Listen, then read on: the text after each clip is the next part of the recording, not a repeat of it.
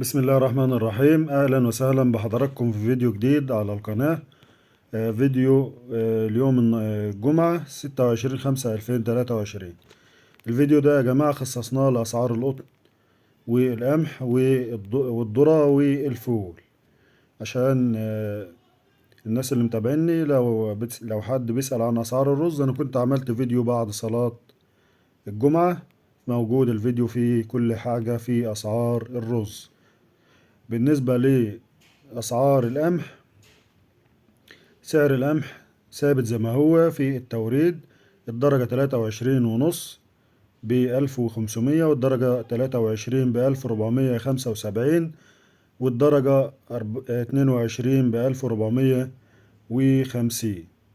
بمناسبة سعر القمح، فهو يعتبر سعر مجزي عن أسعار البنجر اللي موجودة دلوقتي.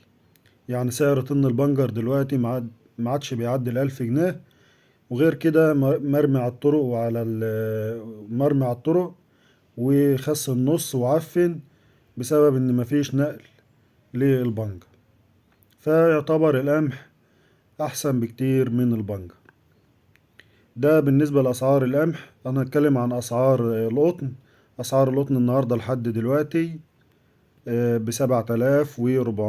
للإمطار. الإمطار 157 كيلو ونص من دون تنزيل عيار 2 كيلو زي ما بسمع من بعض الناس. الوزن ده بالنسبة لأسعار القطن لحد الآن.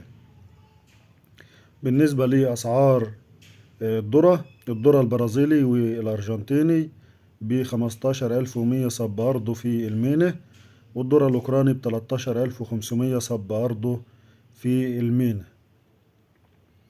بالنسبة لأسعار الذرة المحلي، الأصفر ب16 والأبيض ب15.5 تنفيذ لدى التجار اليوم.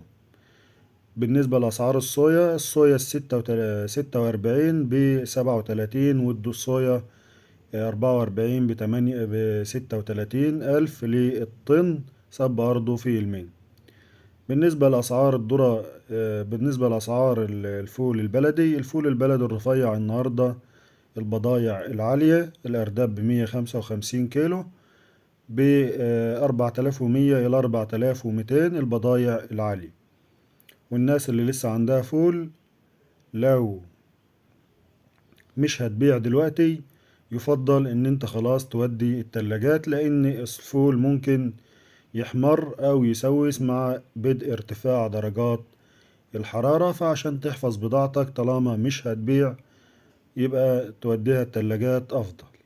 ده بالنسبة لفيديو اخر اليوم. في حد كان سألنا عن اسعار الشعير. الشعير الارداب ب120 كيلو من 1600 الى 1700. اشوف حضراتكم في فيديو جديد، والسلام عليكم ورحمة الله وبركاته. بس يا ريت يا جماعة تبقوا فاهمين ان السوق الفترة اللي جاية دي بيتغير بسرعة، وخدوا بالكم الكلام ده كويس. والسلام عليكم ورحمة الله وبركاته.